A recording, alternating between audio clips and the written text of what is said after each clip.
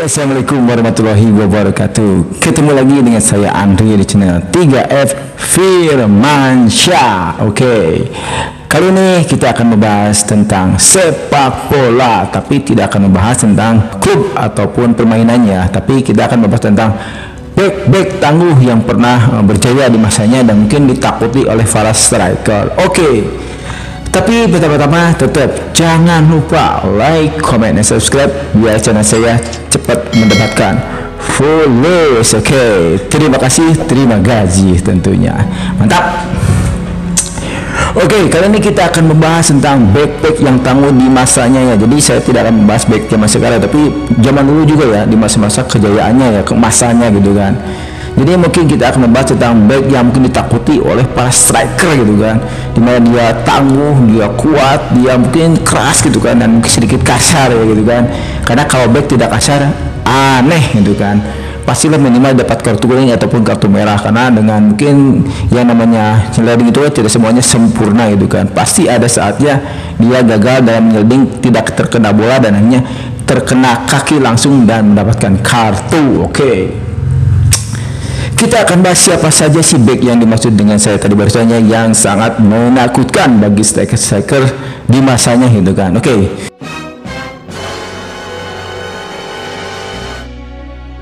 Alessandro Nesta ya, oke.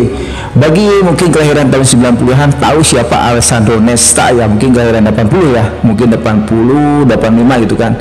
Tahu siapa Alessandro Nesta, karena kan itu adalah masa kejayaan Nesta dulu ya, dimana dia pernah bergabung dengan dua tim hebat ya, tapi sekarang dia sudah tenggelam ya, mungkin tidak terdengar lagi kabarnya. Tapi dulu dia merupakan back terbaik itu kan, back yang tangguh yang sangat ditakuti oleh musuh. Oke.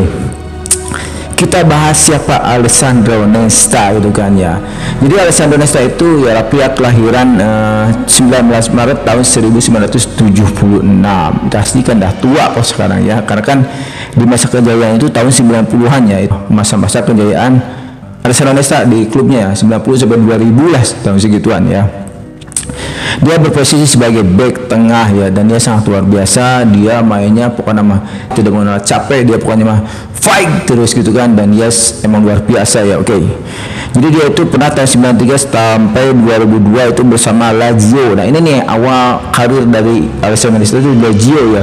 Mungkin tahun 93 sampai 2002 itu masa kejayaannya dulu, kalau tidak salah di Lazio itu ada Inzaghi ya dulu kan, ada si kemar Inzaghi, ada Filippo, dan ada Simone Inzaghi gitu kan. Dan dulu itu Lazio emang mungkin luar biasanya saingan dengan Roma, AS Roma ya, musuh bebuyutan dari AS Roma ya. Jadi Lazio dulu emang diperhitungkan ya, mungkin sekarang juga masih diperhitungkan ya, tapi mungkin tidak selalu menjadi juara, tapi mungkin 3 besar, 4 besar mungkin untuk jadi champion ya, sampai UEFA ya. Tapi dulu merupakan tim yang hebat ya, ditakuti sampai-sampai Alessandro Nesta juga ini menjadikan back terbaik dan akhirnya dibeli oleh klub yang hebat di masa itu ya. Oke. Lalu dia pada tahun 2002 sampai 2013 dia pindah ke AC Milan ya. Jadi tahun 2002 setelah dia dari Lazio mungkin sekitar berarti 93 ke 2002 9 tahun ya, 9 tahun Lazio, akhirnya dia pindah berkarir di AC Milan. Nah inilah masa kejayaan emas dari Alessandro Nesta ya. Dia berduet dengan back tangguh lagi bersama Paolo Maldini. Nanti kita bahas Paolo Maldini ya, kita Alessandro Nesta dulu ya. Jadi Alessandro Nesta pada tahun 2002 sampai 2013 berkarir di AC Milan. Nah ini masa kejayaan dia bersama AC Milan. Kita ketahui dulu AC Milan merupakan tim sangat hebat ya, dimana dulu tahun 2000-an itu adalah liga yang paling menarik itu Liga Italia ya. Dulu yang paling menarik Liga Italia ya, belum Liga ini seperti sekarang ya. Dulu Liga Italia menjadi tim favorit dan ditayangkan kalau tidak salah di RCTI kalau tidak salah ya, itu dulu ya. Dan sangat ditunggu-tunggu ya, karena kan dulu ada AC Milan, ada Inter Milan, ada Juventus. Itu merupakan tim-tim rival yang sangat digemari ya. Apalagi dulu itu waktu masih kalau tidak salah PS1 ya. Saya juga waktu memain PS tetap yang memakainya kalau tidak AC Milan ya mungkin Juventus gitu kan. Karena saya itu dulu waktu Liga Inggris belum terlalu sohor gitu kan waktu dulu ya. Nah di sini Alessandro Nesta berperan sangat baik ya, bermain di back tengah ya, dan dia sangat ditakuti oleh lawan-lawannya. Dia slidingnya sangat mengerikan ya, dan dia juga keras ya itu, sampai striker mungkin di Liga Italia zaman Trezeguet, Fiero itu kan musuh ngerotnya gitu kan. Dan di Inter Milan juga mungkin di situ masih ada Ronaldo ya, kalau tidak salah ya, Ronaldo masih muda gitu kan. Dan saya rasa Alessandro Nesta ini luar biasa dan dia selalu menjadi langganan timnas ya gitu untuk Italia ya. Dan sangat luar biasa lagi, dia pernah menjadi back terbaik atau pemain terbaik juga ya di tahun berapa saya lupa lagi ya. Lalu dia akhirnya setelah pensiun tahun 2013, tapi dia belum pensiun sih, tapi pensiun dari AC Milan ya. Dia akhirnya berkarir di Liga Amerika ya. Jadi akhirnya Nesta pindah ke Amerika dan dia jarang terdengar dan kayaknya udah meredup gitu kan. Dan terakhir dia bermain di Liga India. Aduh, makin terpuruk, makin hilang gitu kan kabar beritanya tentang Alessandro Nesta. Padahal dia adalah back terbaik, back hebat gitu kan. Sayangnya dia harus tenggelam seperti itu. Harusnya dia sekarang minimal menjadi pelatih lah gitu kan. Tapi ya namanya juga takdir ya, karir itu tidak bisa selamanya sukses gitu kan. Ya, itulah Alessandro Nesta. Oke. Berikut kita ke posisi keempat, di mana ada Carlos Puyol. Nama lengkapnya itu Carlos Puyol Saforcada gitu kan. Itu nama lengkap dari Carlos Puyol ya. Dia merupakan pria kelahiran tahun 13 April ya, tahun 1978. Jadi dia mungkin agak mungkin sekarang sudah usia 46 ya. Dia sudah agak tua sekarang ya, 78 ya. Lalu dia juga berposisi sama sebagai back tengah ya, luar biasa ya. Dan pada tahun awalnya sebetulnya awal karir dia di sepak bola ya, dia tidak pernah berpindah klub ya, dari mulai dia mungkin di akademi sampai dia pensiun tetap pada satu klub saja. Luar biasa. Berarti dia benar-benar komitmennya luar biasa. Dia sangat mungkin tidak mau pindah ke klub yang lain, sangat mencintai ya, karena kan dia berdedikasi tinggi karena kan dia dari mulai akademi ya. Berarti dia diangkat ke senior. Jadi merasa mungkin balas budi ya, jadi merasa dihargai, diakui, itu bakalnya dia akan totalitas bersama klub yang lainnya. Oke. Jadi kalau Puyol ini semasa karirnya itu dia tahun 96 sampai tahun 97 ya di Barcelona C ya. Jadi Barcelona itu ada tingkatannya ya. Jadi di Barcelona C gitu kan. Lalu pada 97 sampai 99 dia di Barcelona B, dia naik tingkat karena mungkin permainannya yang mungkin terlihat bagus gitu kan. Dan akhirnya pada tahun 99 sampai 2014 dia bermain di Barcelona tim inti ya. Nah, inilah masa kejayaan pas dia masuk ke Barcelona tim inti. Barcelona lagi gede-gedenya ya di situ. Dan dia dalam karirnya ya, jadi tadi bersama Barcelona B dia sudah dalam tampilan itu sebanyak 89 kali dengan mencetak 6 gol yaitu dalam karir di Barcelona B ya. Lalu di tim inti Barcelona tuh, tim utama Barcelona, dia bertampil sebanyak 392 kali. Wish, banyak sekali ya. Lalu dia mencetak gol 12 gol karena kan dia namanya juga back ya, back tidak dominan mencetak gol. Jadi dia tapi sempat pernah mencetak gol dengan 12 gol selama karirnya di Barcelona tim intinya gitu kan. Luar biasa, Puyol keren. Dan Puyol mungkin semasa di Barcelona dia punya musuh bebuyutan, musuh gerot, musuh abadi kayaknya, yaitu Real Madrid. Wah, dari dulu sangat luar biasa ya, El Clasico dinamanya juga ya. Dan di mana ada pemain baru di Madrid, pasti pemain Barca juga ada yang baru dan akan sama-sama kuat itu kan, karena mereka bersaing bukan hanya di liga domestik ya, karena di sama-sama di Liga Champions juga mereka saling beradu. Karena mereka selalu bertemu ya, minimal di perempat besar sampai final mereka selalu masuk gitu kan. Jadi langganan final atau Piala Champion ya. Jadi selain di Liga Spanyol mereka juga sering beradu atau bertemu di Liga Eropa gitu kan. Persaingannya mengerikan. Oke. Nomor 3 adalah tim favorit saya, dan kebetulan ini adalah Nemanja Vidic. Nah, inilah pemain yang sangat keras, dia sampai berdarah-darah, dia sudah saking komitmennya kuat sama tim yang dibela ya. Dia bermainnya keras, dia bermainnya lugu, tapi dia lugas juga ya, dan dia emang terkenal dengan tackling yang mengerikan itu kan, tapi bersih untuk orang Sundawanya. Jadi dia bagus sekali dalam bermain dan dia ditakuti ya. Dia berduet dengan Ferdinand. Kita kan siapa Ferdinand kan di MU dua power ya. Di mana ada Ferdinand, ada Vidic, ada Evra ya. Dan mungkin di sayapnya bisa Nepal, bisa yang lainnya gitu kan. Tapi yang di tengah itu yang luar biasa itu adalah Vidic ya. Saya sangat mengagumi karakter dari Vidic dengan wajah yang sangat kerang coba namanya. Dia jarang tersenyum ya, dengan mungkin kalau di film-film itu karakter pembunuh berdarah dingin gitu kan ya, wajah si Nemanja Vidic ini ya. Serbia ya, dia pemain dari Serbia, luar biasa ya. Oke. dan dia berposisi sama sebagai bek tengah, dan dia kelahiran tahun tanggal 21 Oktober tahun 81. Jadi dia masih sekarang usia 43 ya. Jadi tapi udah pensiun ya, udah berhenti dalam karir sepak bolanya ya. Dan karena mungkin ya untuk usia sepak bola itu usia 35 ke atas itu sudah dianggap tua ya.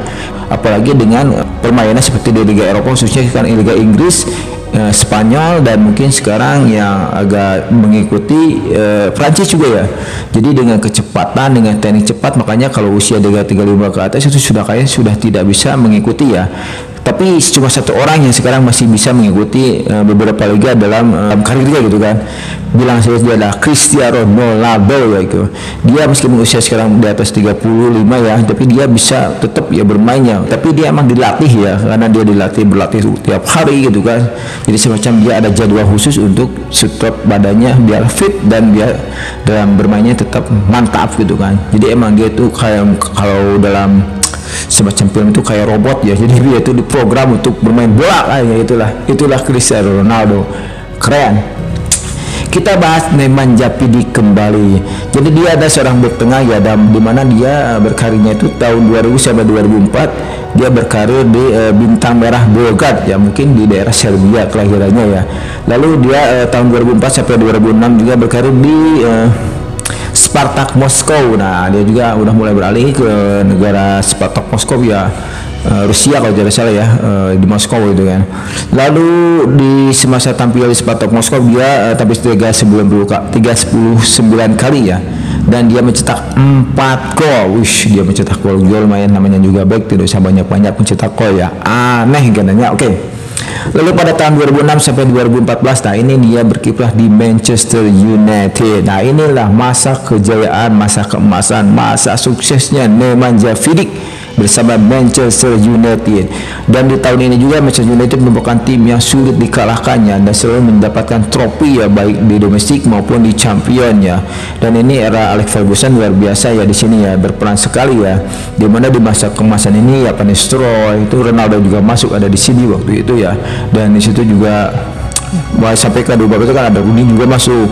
Dan ini mungkin masa kejayaan Manchester United di sini ya. Jadi emang namanya Vidic sangat beruntung bisa masuk ke tim hebat seperti Manchester United, karena tim favorit saya. Makanya saya memuji beberapanya. Oke, dengan lah tuh, mumpung saya tim kesayangan saya, jadi saya harus support.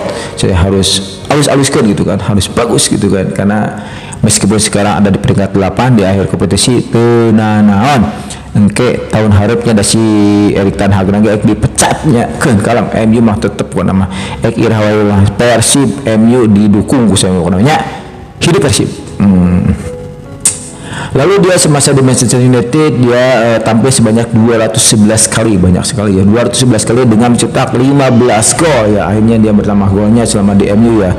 Nah tapi sayangnya dia tahun 2014 dia pindah ke Inter Milan ya. Dan di sini di Inter Milan dia emang tidak terlalu hebat ya, karena mungkin faktor usia juga ya. Karena tadi saya sudah bilang ya, di usia 30 ke atas untuk pemain bola di Liga Eropa seperti Italia, Inggris, Spanyol, dan Prancis mungkin sudah merupakan waktu yang sudah cukup buat bermain sepak bola ya. Karena kalau tidak dilatih seperti Ronaldo ya udah selesai gitu kan, karena emang membutuhkan fisik stamina yang kuat untuk bermain di top Liga Eropa tersebut ya. Oke.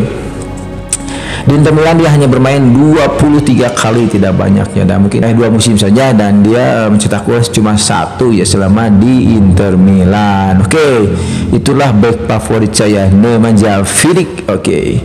Lalu kita ke posisi kedua. Oke. Di mana posisi kedua ada back waktu saya masih SMA, mungkin ini merupakan tim kesayangan juga dulu ya, waktu lagi gemar-gemarnya kan dulu cuma Liga Italia saja yang ada di TV gitu kan, tidak ada liga yang lain. Jadi kita mungkin cuma tahunya Liga Italia, karena yang ditanyakan hanya Liga Italia dulu ya. Kita bicara sekarang Paolo Maldini. Nah inilah back hebat satu lagi selain Nesta gitu kan di Italia ya. Karena emang dulu zaman Liga Italia kan banyak ya back ya, ada Chiellini, ada Nesta, ada Maldini gitu kan, banyak back hebat ya. Tapi emang Maldini sekarang dulu ya merupakan back yang sangat ditakuti, dan dia orangnya punya karakter seperti bos gitu kan. Dia tanpa banyak bicara, dia kalem, dia cuma banyak diem ya, tapi justru orang sangat takut dengan dia gitu kan. Dan dia merupakan kalau biasa dibilang dia kayak mafia wajahnya itu kan, wajah-wajah Italia yang ganteng atau gimana ya, tapi dia serem dalam bermain gitu kan. Dan emosional para striker takut kalau balapan dengan Maldini ya. Dan dia juga sama dengan Nesta, karakternya ya keras gitu kan, dengan badu body atau apapun dia pasti akan lakukan untuk menghentikan serangan dari musuh ya. Itulah Paolo Maldini ya. Dan ini di masa kemasannya itu Paolo Maldini mungkin di masa dulu ada Ruud Gullit, ada Van Basten, ada backnya Ronald Koeman. Nah ini nih masa kemasan AC Milan itu di masa itu ya, apalagi maju ke depan ada Shevchenko ya. Tapi emang masa kemasan yang banget kemasan AC Milan itu adalah masanya Ruud Gullit dan Van Basten ya. Merupakan tim yang sangat ditakuti dulu ya di Eropa ya, AC Milan, dan banyak trofi yang sudah didapat bersama AC Milan ya Maldini. Dan karir Maldini itu cuma kayak pula sama ya, dia tidak pernah berpindah klub ya, dia selama karirnya cuma hanya satu klub. Dia sangat benar-benar cinta sama klub tersebut, AC Milan ya. Dan dia itu bersama AC Milan itu tahun 1984 sampai 2009. Wow, 84 sampai 2009, bayangkan itu kan lama banget ya untuk karir sepak bola. Dan dia setelah berhenti karir dalam sepak bola, dia tidak pernah pergi ke klub lain, tapi dia pensiun gitu kan. Jadi nah ini yang luar biasa, saking dihormatinya oleh AC Milan ya, nomor 3 dijadikan nomor keramat, tidak ada yang memakai sampai sekarang untuk nomor Maldini ya. Jadi nomor Maldini dikeramatkan oleh AC Milan karena itu bentuk penghormatan AC Milan kepada Paolo Maldini ya.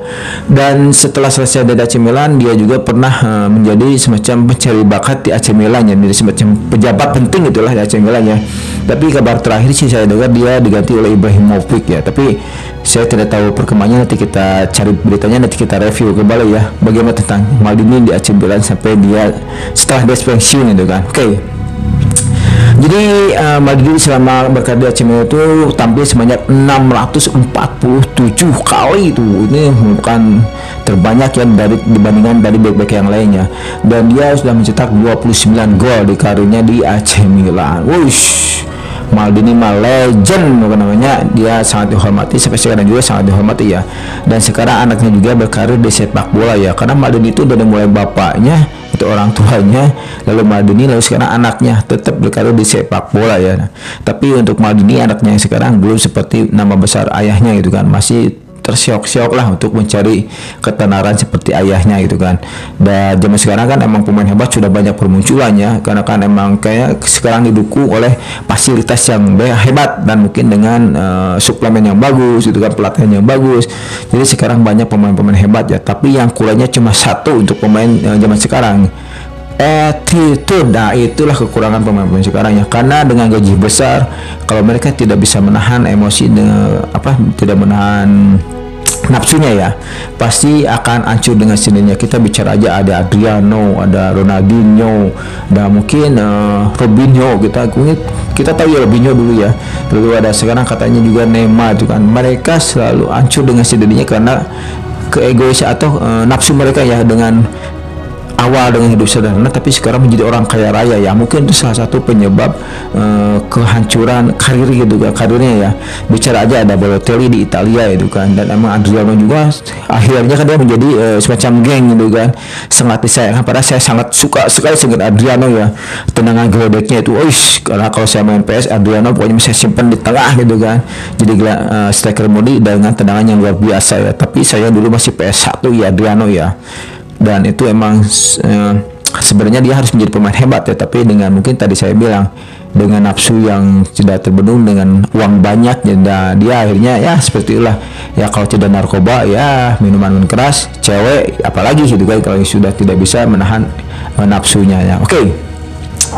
Lalu kita sekarang bahas inilah, ini mungkin sudah tahun-tahun sekarang ya, dan dia mungkin back yang masih aktif sekarang ya, dan dia back paling garang, paling banyak kartu merahnya. Siapa lagi kalau bukan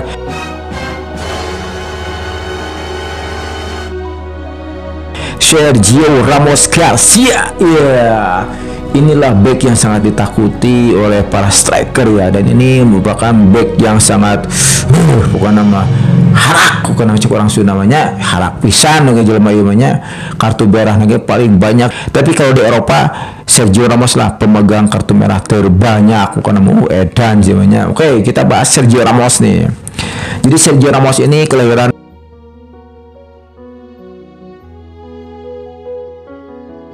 30 Maret tahun 86, masih muda kan. Jadi dia kelahiran 86 ya. Jadi emang inilah back mungkin di zaman modern ya yang sangat ditakuti musuh ya. Sebenarnya ada sih satu lagi Pepe ya, tapi Pepe emang tidak pernah mendapatkan suatu hal sifatnya seperti Ramos kan. Ramos kan di agung-agung back hebat gitu kan.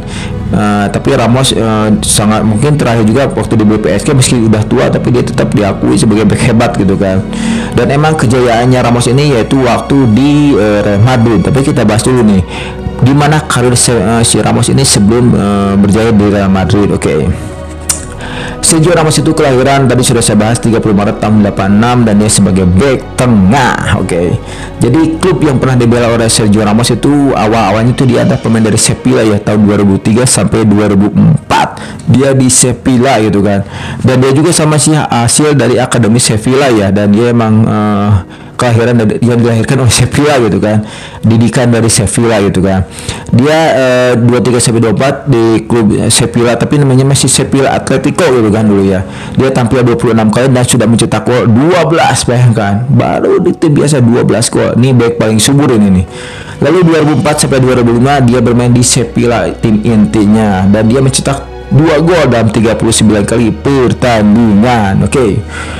Lalu akhirnya dia 2005 pindah sampai ke Real Madrid. Nah inilah masa kejayaan dari Sergio Ramos ya. Dia dikenal, dia diagung-agungkan dan dia menjadi back paling mengerikan ya di dunia mungkin ya sekarang. Karena dia emang terkenal dengan arogansinya, dia terkenal dengan provokatifnya itu kan. Sergio Ramos bukan namanya, tapi dia sangat dicintai oleh para fans Real Madrid gitu kan. Oke. Jadi dia tahun 2005 sampai 2021 bermain di Real Madrid ya, dan dia tampil sebanyak 469 kali tidak tergantikan kecuali cederanya. Dia selalu menjadi tim inti ya. Dia tidak pernah diganti, dia tidak pernah menjadi pemain cadangan kecuali dia lagi sakit gitu kan. Dan dia di sini luar biasa, ini melebihi ekspektasi para back-back yang ada di dunia ya. Bayangkan dengan 469 dia mencetak 172 gol. Eta teh back lain strikernya, ini seorang back bisa mencetak gol sampai 172 gol ya. Jadi Sergio Ramos ini luar biasanya apa, dia selain bermain back yang sangat tangguh ya, baik, tapi dia juga subur dalam mencetak gol khususnya dalam heading ya. Dia kalau ada momen-momen heading dia suka unggul dalam bola gitu kan saat headingnya, dan sampai terbukti dengan 172 gol gitu kan. Mengerikan. Tapi ya kalau saya tidak salah ya dia pernah menjadi striker katanya, tapi di momen saya lupa lagi di mana gitu kan. Tapi ini luar biasa ya, dengan 172 gol saya rasa dia juga udah pas menjadi striker ya, dengan penampilan 469 ya, berarti hampir 1/4-nya dia mencetak gol ya. Rata-rata dari 4 pertandingan dia mencetak 1 gol, kan edan gitu namanya. Itu teh back kan luar biasa kalau melihat seperti ini ya. Wah, kerennya si Sergio Ramos mengerikan. Oke. Lalu pada tahun 2021 sampai 2023 2 tahun dia bermain di PSG ya, dan di situ dia emang kurang terlihat bagus ya, dan dia terkesan agak dicuekin gitu kan. Jadi tidak terlalu inti. Dia juga katanya di sana banyak bermain bukan pemain inti ya, jadi cadangan juga pernah gitu kan.